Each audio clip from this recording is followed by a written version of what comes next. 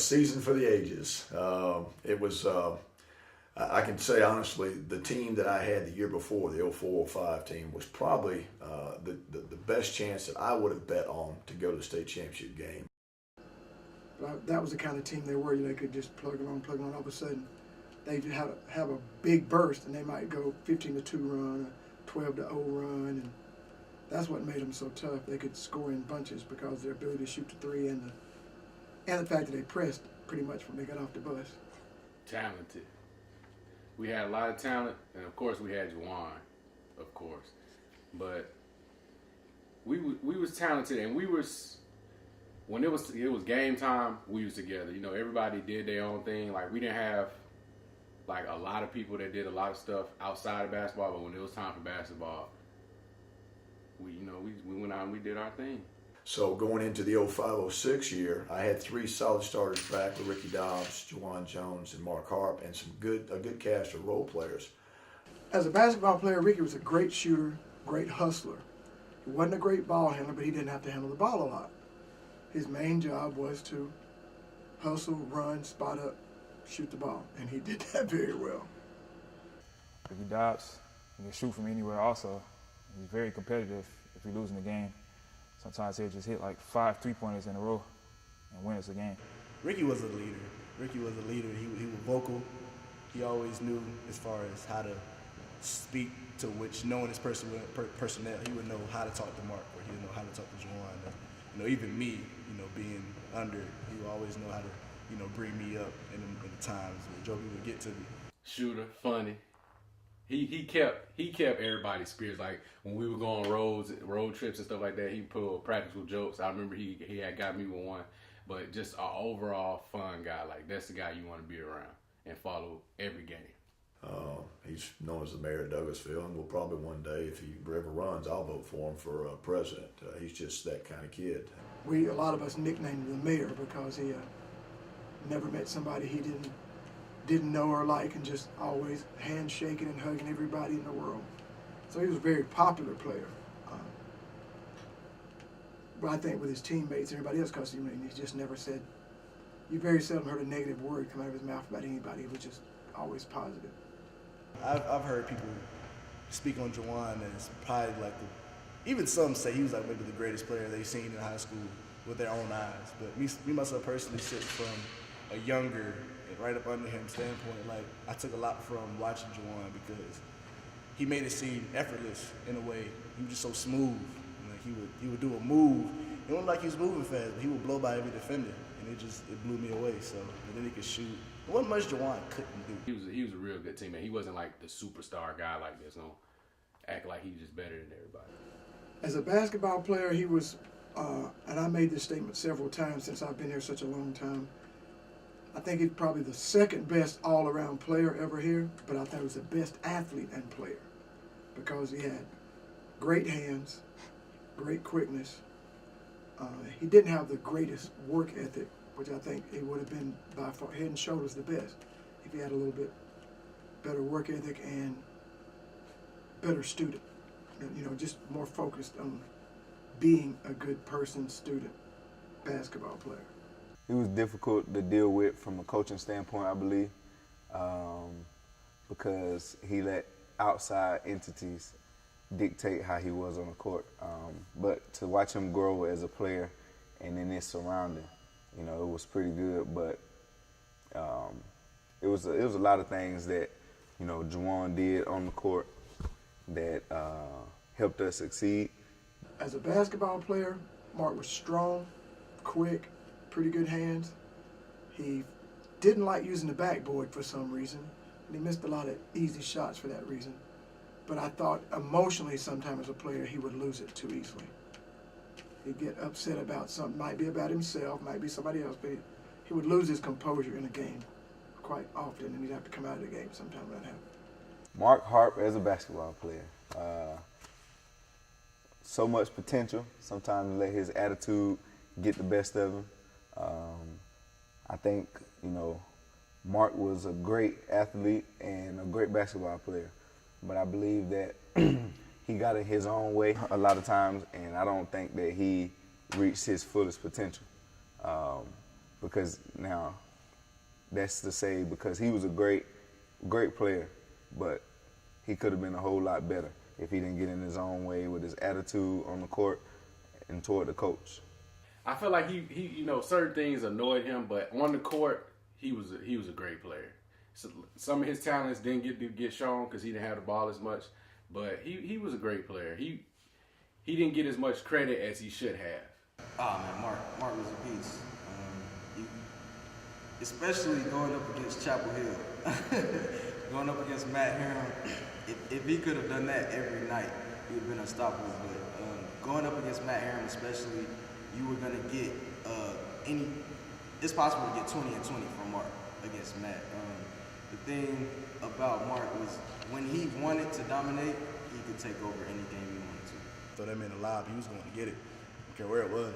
So Mark definitely, I call him the Chapel Hill hater because anytime we played Chapel Hill, that man just went nuts. I don't care who was in the building. Mark went nuts when he saw purple. So, I call him, it's a reverse bull right there. He like purple, he go crazy. And Sandy Creek game, I always tell anybody that asks me about that year, Sandy Creek was the lowest point of the season. We were coming in, getting ready to play. We were. I believe I had just dismissed Juwan from the team. I believe, and Mark. We were doing free throws, just doing a shoot around, and Mark Harp was not one of my most better free throw shooters out of my starters. To be somebody who was living at the line because he was taking it to the hole so much and he'd get fouled. So I need him to be shooting his free throws, and he wasn't shooting his free throws like I was expecting everybody. And I got on to him about it, and I finally just told him that was it. I'm just tired of it. Done. I remember the night before, I was 6 for 20 in free throws, and we lost to Lithia. And I was sitting down before the game. Coach Boystone came up to me and said, "You were 6 for 20 in free throws. You should be out here working on your shot." I was like, dang, 6 for 20? He thought I told him to shut up. So he kicked me off the team, told me to turn in my jersey. And we almost got in a fight in the locker room and everything. And I went home. I had to take a stand as a captain that, because I didn't agree with it. But I actually had to get some counsel, seek counsel. I called my uncle, who was on the bus on the way there. I called my uncle, and I told him, I was like, Juwan kicked off. Coach just kicked Mark off the team, left him at Douglas County, and we on the way to Sandy Creek on the bus. And I want to stand up and tell Coach it ain't right. And then Squirt, my uncle, Thomas Cobb, nickname is Squirt. I was like, Squirt, what do I need? What do I do? And he was like, well, if you don't want to play, sit down.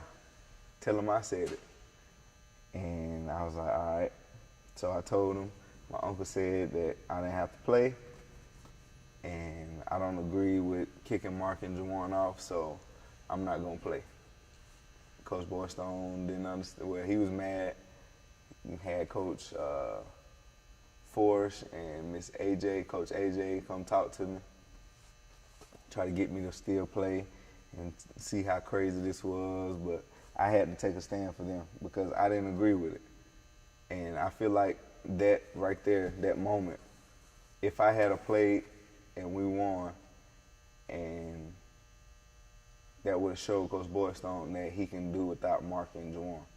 But that's not the case. The team, we needed Mark and Juwan, and I wasn't going to allow him and Coach Boystone and his ego, no matter what Mark and his ego and Juwan's did, to affect the team. So I had to take a stand, and I quit periodically for the cause of the team. We went into the Sandy Creek game with my 3 top guns not playing, and we got beat. I believe it was 20+, team that we owned before. That was a long, empty night that night because I felt like everything was unraveling as a program and as a coach, and didn't know where it was going to go. The only thing that kept me sane besides my assistant coaches was Coach Nick Chakowski from Alexandria had come to the game, and he came down and gave me some words of encouragement. And I still remember, Coach was actually about to quit that night.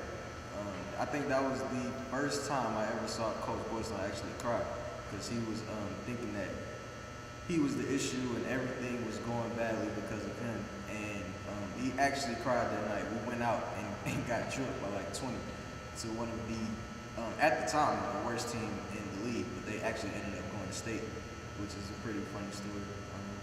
But yeah, that was definitely the lowest point of the season and where everything began to turn around. The only difference was in region, I believe everybody was more locked in. Everybody was locked in for region because everything we had been through, it kind of, through the team, it kind of felt like we had something to prove. Even though we shouldn't have, it kind of felt like we had something to prove because we had lost to Lithia twice. You know, we was anticipating playing them. You know, Chapel Hill, we had split with them. We was going to play them again. So I think everybody was just locked in, and it shows when we got the region, we ran through that. But I think we were a little bit more mature coming out of the region tournament, going into the state playoffs. Told the guys leading up to the game in practice, and then as coaches behind closed doors, the only way we could compete and have a chance to win was to get their bigs tired, winded, and we had to hit our threes. Going into the game, that was the strategy. Going into that game, the team we were going against, that was like a college lineup. I mean, 6 foot, it went from 6 foot to 6'5", 6'5" to 6'6", and then they had a 6'9" and 6'10", I believe. And we were coming in with 5'10", probably 6'2", 6'3", and 265. So just going into the matchup originally from that standpoint, it was a huge mismatch. Some players had it rough early, especially Mark. I think maybe the first or second possession. We were matched up against some big guys. Like Columbia was huge.